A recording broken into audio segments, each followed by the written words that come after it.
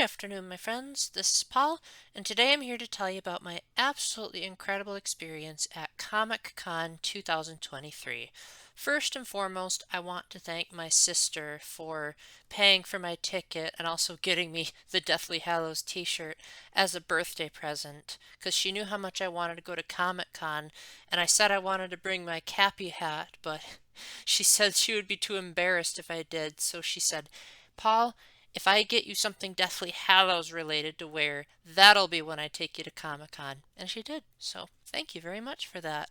I also want to apologize in advance for the lack of video footage throughout this. By the time I upload this, maybe my sister will have figured out how to deliver the videos. She didn't seem entirely sure how to do it.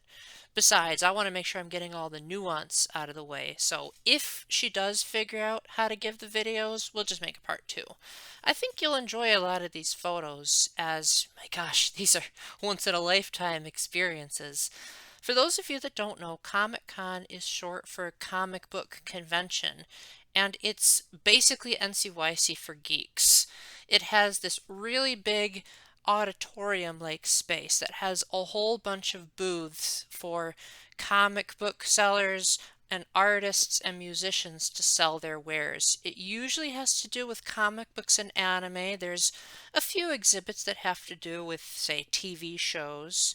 We didn't see a Harry Potter exhibit, though. That was a bit disappointing. And we didn't see too many Harry Potter cosplayers either.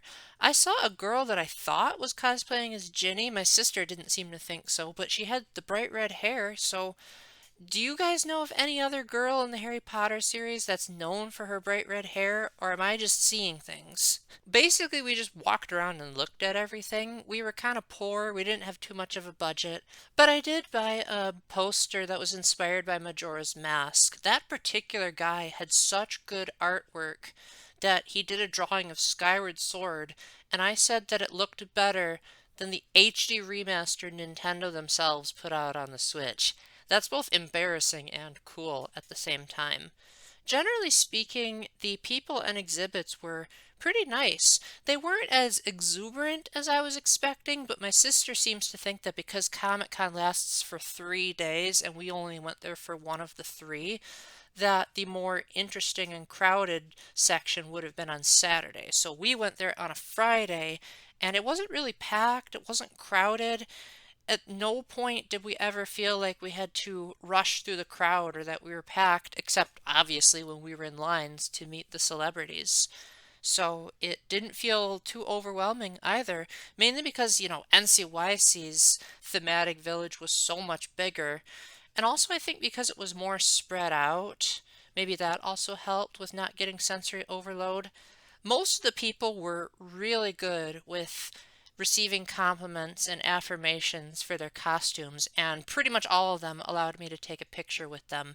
I'm going to be showing them here in this video, but it was so surreal that people were dressing up as some of my favorite characters. I didn't think there were as many people as I thought dressed up in costumes, but there were enough where I was like, oh my gosh, I am in Utopia. And yes, there were a few people dressed up as video game characters, so that really helped me because I was worried that everyone would dress up as comic book and anime characters, and some of them were that I thought were Star Wars characters, but most of them were relatively willing to explain the origins. There was one girl that seemed like she did not want to talk to me because I didn't know what Demon Slayer was, but it could have also been because we were waiting in the Charles Martinet line. Speaking of waiting in lines, I got to meet 3 celebrities at Comic Con. The first was Charles Martinet, and his booth was by far the most amazing out of everyone's.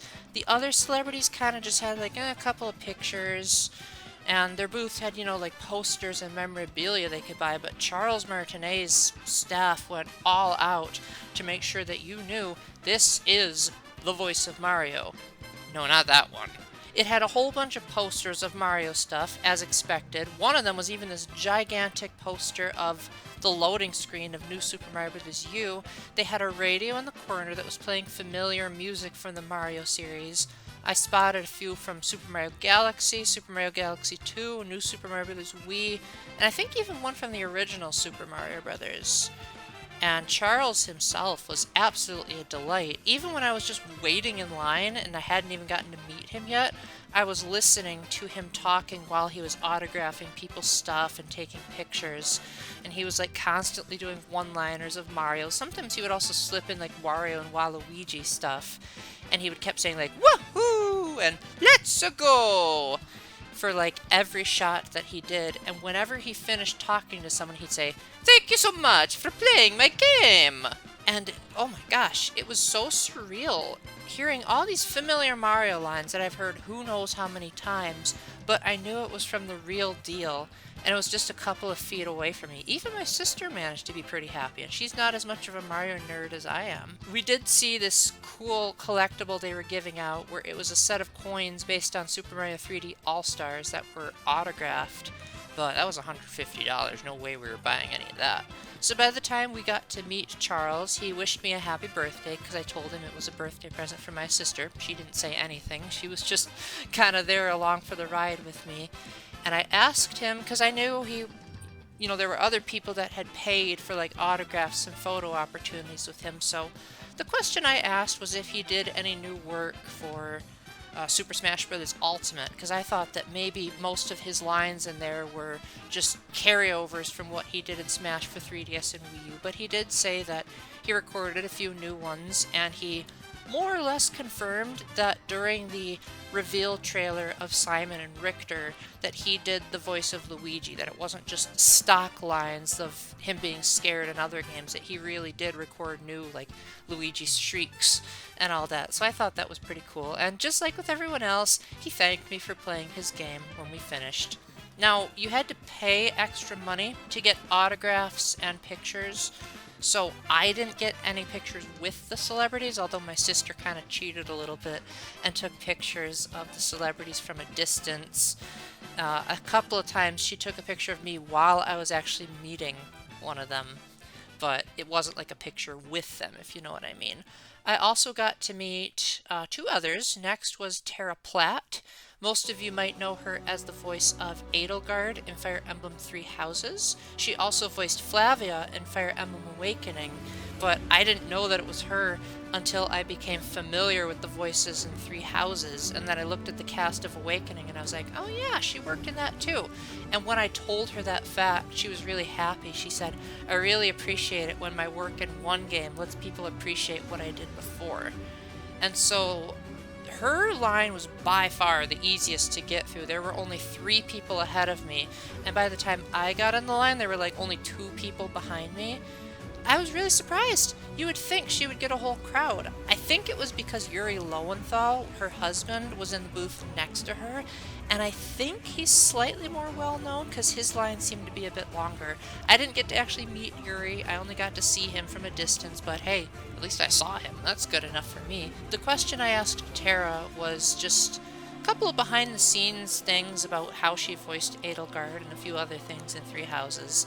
And she gave me a lot of tidbits that I didn't even think about. Like, oh, I didn't even think you put that amount of effort into this little part of Fire Emblem Three Houses. I'm being vague on purpose because I don't want to spoil anything, but I think she kind of got the picture that I knew that game forwards and backwards, and that's why she was okay with saying everything.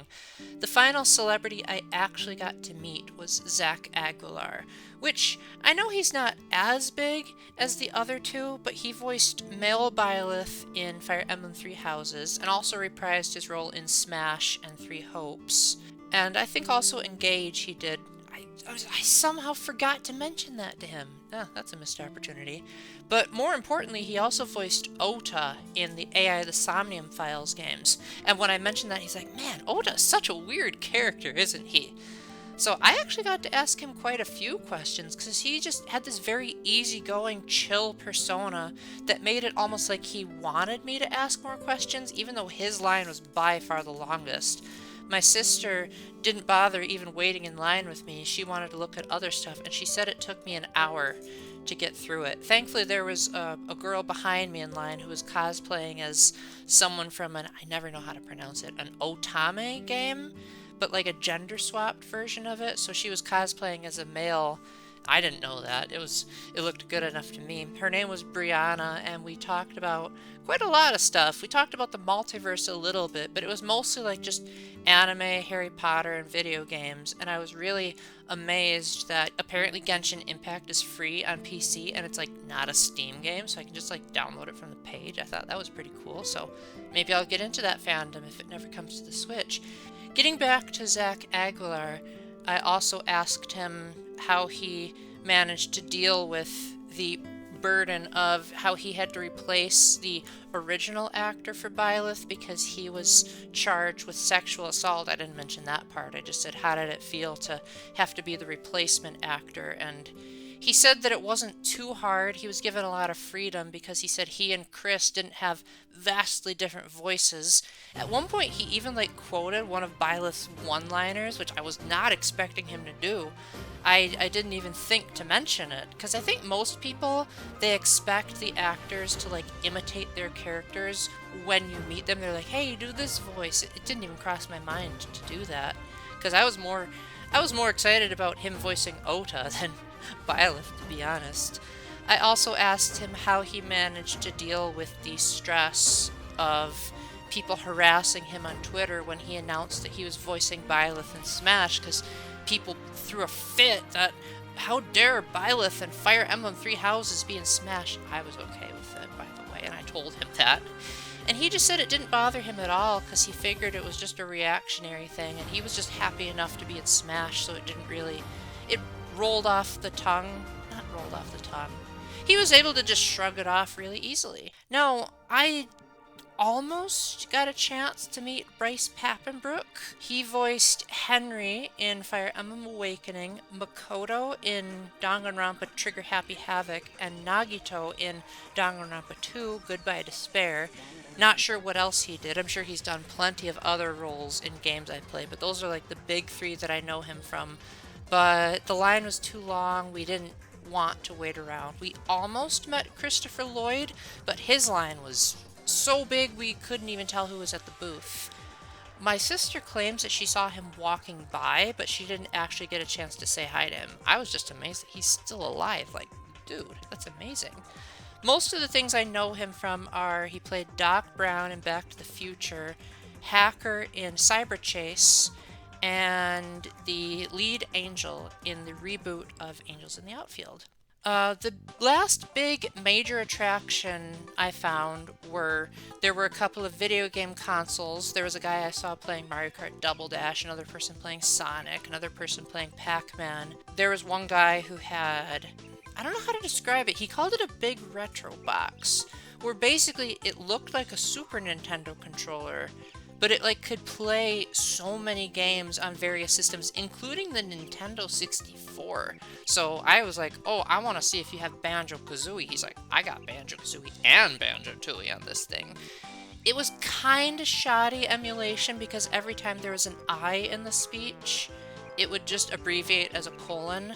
And also, trying to play Banjo-Kazooie on a Super Nintendo controller was not fun, especially since that game was designed with camera control in mind, and you could really only turn the camera one way. And also, it was designed with an analog stick, and I'm playing here with a control pad. It was kind of miserable. We also didn't know how to skip the opening, which you can on the Nintendo 64, but apparently you couldn't on the emulation. I did really like the video quality, though. It did seem much brighter, and the colors seemed slightly more poppy than they would on an average TV. It was just cool to have the novelty of saying, I played Banjo-Kazooie on a Super Nintendo controller. That's so cool. We also saw an arcade machine where you could play Guitar Hero. My sister was like, no, we are not stopping by this thing, because I think she was tired of how we were kind of obsessed with it in our early years. There were also some pinball machines, but I've kind of lost my touch for pinball ever since I moved away from the old arcade. I used to be pretty good at Lord of the Rings pinball, but I don't know. I've just gotten rusty over the years. So that's pretty much the gist of my experiences. You'll obviously see the photos in a few minutes. There was one where a girl had a hoodie that was shaped like the piranha plant's mouth. I didn't get a picture of these particular individuals, but there was a There was a woman with her son where she was dressed as Princess Peach and the son was Mario. Another girl was dressed up as Zelda from Breath of the Wild, and she even offered me a gummy frog. And yes, I did catch the reference. Not only did I catch the reference, but I knew so much about Breath of the Wild that I was giving her advice on what to do. So that should tell you how much I love Breath of the Wild if I could even school a cosplayer on it. I also saw there was a girl dressed up as Metaton, but when I said do the dance pose, she didn't realize which one I was talking about because she's like, you fight Metaton in so many different routes in Undertale. Then there was a couple of people as Star Wars characters. And I think that's about it as far as the major costumes. Overall, it was just so much fun to just be able to go up to people, say I like your costumes. In the case of Brianna, to hold like a half-hour long conversation to pass the time in the ride. Overall, it was a very blissful experience, and I enjoyed it immensely. So with that being said, thank you so much for listening to me talk about my amazing experience at Comic-Con.